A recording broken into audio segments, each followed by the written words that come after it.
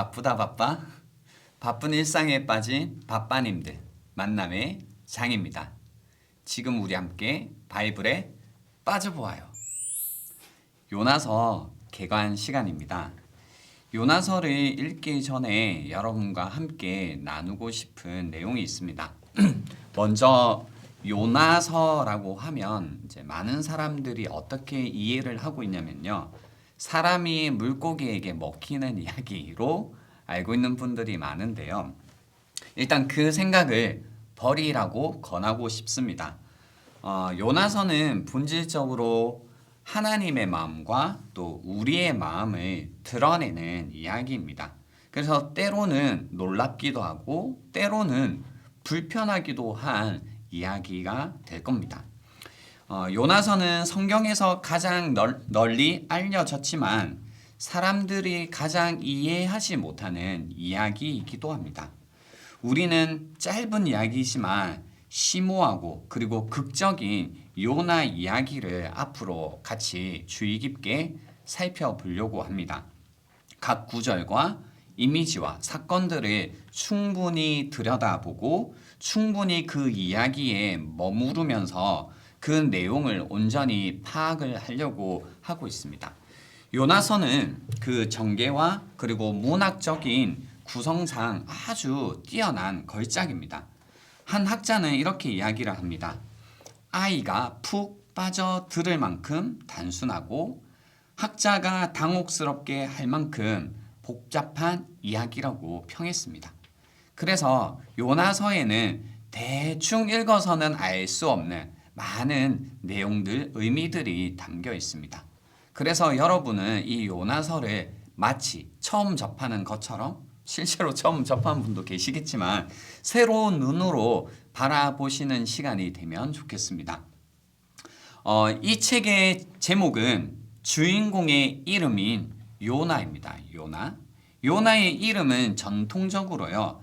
비둘기라는 뜻이라고 알려져 왔죠. 그래서 이스라엘에서 비둘기라는 이미지는 지각 없는 이제 뭔가 좀 무지하고 어리석은 이미지를 가지고 있었는데요.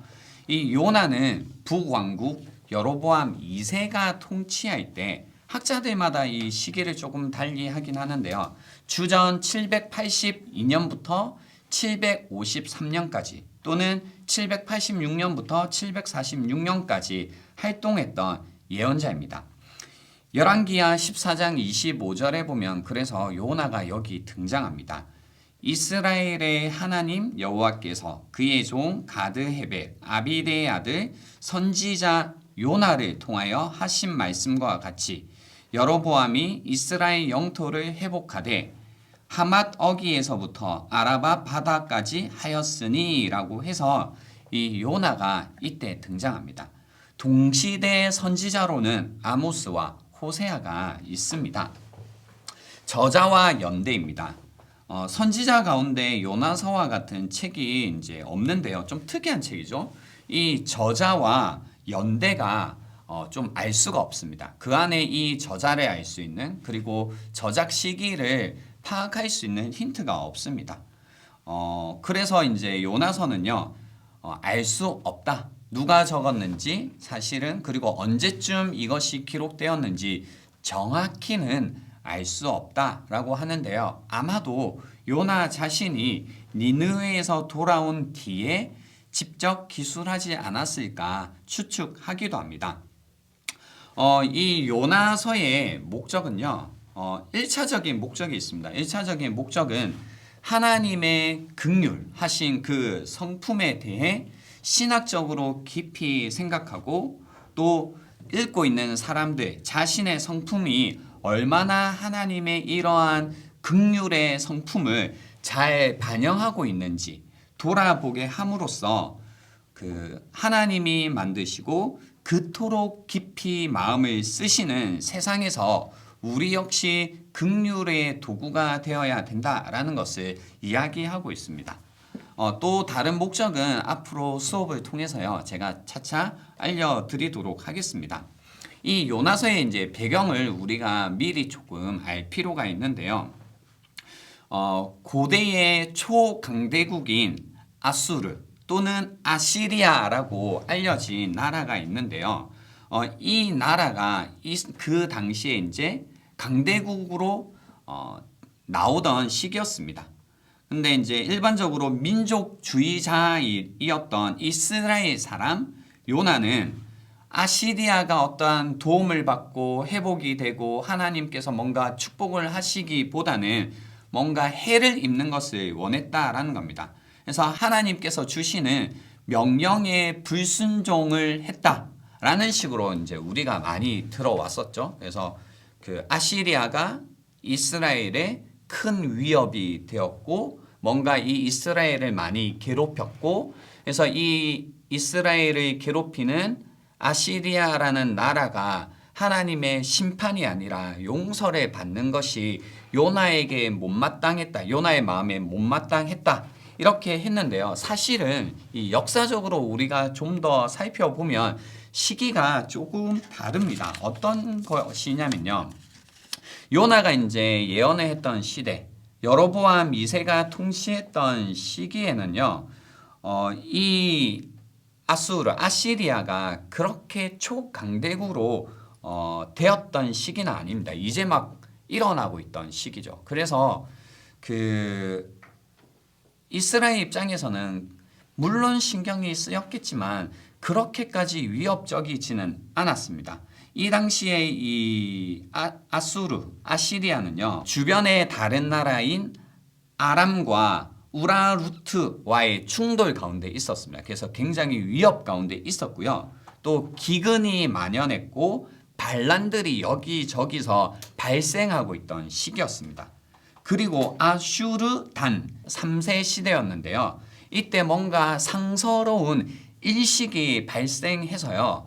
뭔가 이 아수르라는 나라 안에는 굉장히 어려운 시기가 있었던 겁니다. 또 실제로 이러한 역사적인 배경 때문에 요나가 가서 심판을 전했을 때 사람들이 반응할 수 있었던 거죠. 그래서 이런 역사적인 배경을 여러분이 조금 이해하시면서 요나서를 보시면 좋겠다라는 생각이고요. 그것보다 이제 이스라엘의 어떤 상황을 우리가 좀 더 알 필요가 있습니다. 요나가 예언했던 여로보암 2세 이 시기는요. 그 여로보암이 누구냐면 그 주전 814년부터 798년까지 이스라엘을 다스렸던 여호아하스의 손자이거든요. 근데 여호아하스의 죄로 인해 이스라엘은 아람 족속의 시리아죠. 압제를 받게 됩니다. 이 이야기가 열왕기하 13장 2절 3절에 잘 나와 있습니다. 그러나 여호와께서 이제 크신 긍휼을 베푸셔서 이스라엘이 멸망은 당하지 않고 구원을 받습니다. 여로보암이 여호와 보시기에 악을 행했지만 그럼에도 불구하고 이제 이 당시에 다윗과 솔로몬 시대의 국경에 맞먹을 만큼 이 나라가 크게 이제 번성하고 확장이 되는 겁니다. 이것은 이스라엘의 하나님 여호와께서 그의 종 가드헤베 아비데의 아들 선지자 요나를 통하여 하신 말씀과 같이 확장되는 것, 이루어진 것을 이야기한다는 겁니다. 그래서 요나는 이미 사실 하나님의 회복의 긍휼이 패역한 하나님의 백성에게 베풀어지는 것을 목격했다. 그러니까 요나는 이미 하나님의 긍휼하심이 무엇인지, 패역한 자들에게, 죄를 지은 자들에게 베풀어지는 하나님의 긍휼하심이 무엇인지를 알았다라는 게 사실 좀 더 중요한 포인트입니다. 이것을 알면 좋겠다라는 거고요. 또 이제 이 요나서의 중요한 지리적인 배경은 무엇이냐면 니느웨입니다. 니느웨는요, 역사적으로 이 아시리아의 3대 도시 중에 하나였습니다. 아수르, 갈라, 그리고 니느웨. 이 니느웨는요, 이 요나 시대 당시에는 이 아시리아의 수도는 아니었습니다. 나중에 그 701년쯤 돼서요. 사내드립에 의해서 수도가 되긴 하는데요. 요나 시대에는 니느웨는 아시리아의 수도는 아니었습니다. 그러나 한 성경학자는 니느웨의 요나 시대의 왕이 거주했다라고 이야기하고 있습니다. 물론 이 아시리아를 향한 예언이 이 요나가 처음 한 예언은 아닙니다. 이사야 10장 12절 그리고 19절에 보면 또 나움이라는 선지서를 보면 또 스바냐 2장 13절 15절에 보면 이 아시리아를 향한 하나님의 어떤 예언들이 있기는 합니다. 그러나 선지자가 아예 그 도시로 가서 말씀을 전했다라는 건 굉장히 이례적입니다. 요나는 하나님께 명령을 받자마자 이제 그가 그 요나 4장 2절에서 말했던 것처럼 하나님께서 그를 니느웨에 보내시는 이유는 그들을 구원하기 위함이라는 것을 알았다라는 겁니다. 그래서 이것이 그가 나중에 하나님의 어떤 말씀에 불순종하여 하나님의 부르심을 피하여 도망했던 이유다라고 밝히기도 합니다. 또 같이 나누고 싶은 거는 독자인데요. 요나서의 독자. 이제 우리가 요나서를 볼 때 대부분 어떻게 요나서를 보냐면요. 이 요나서의 독자는 니느웨 사람들인가라는 생각으로 보게 됩니다. 근데 이 요나서는 니느웨 백성이 아니라 이스라엘 백성들을 위해서 적혔다라는 사실을 여러분이 염두에 두셔야 됩니다. 그러니까 요나서를 계속해서 읽어가실 때요. 어떤 것이 있어야 되냐면 이 요나서는 니느웨 백성들이 읽게 하기 위해서 적힌 책이 아니라 이스라엘 백성들이 읽기 위해서 적힌 책이다라는 것을 아셔야 된다라는 겁니다. 그래서 그거죠. 독자가 이스라엘 백성이다. 그래서 제가 아까 전에 그 역사적 배경을 설명드리면서 그 당시 이스라엘의 어떤 이 역사적 배경이 훨씬 중요하다라고 했는데요. 이 당시 이제 정치적으로 그리고 경제적으로 뭔가 풍요로움을 경험하고 있었지만 신앙적으로는 종교적으로는 타락하고 있었다라는 겁니다. 뭔가 자신들의 이스라엘 자손들 자신들의 본질적인 사명은 잊어버리고 있었다라는 거죠. 그리고 선지자 이제 요나의 모습도요. 하나님의 명령에 끊임없이 불순종하는 이스라엘 모습을 백성들의 모습을 보여준다, 대표한다라고 하면 생각하면 될 것 같습니다.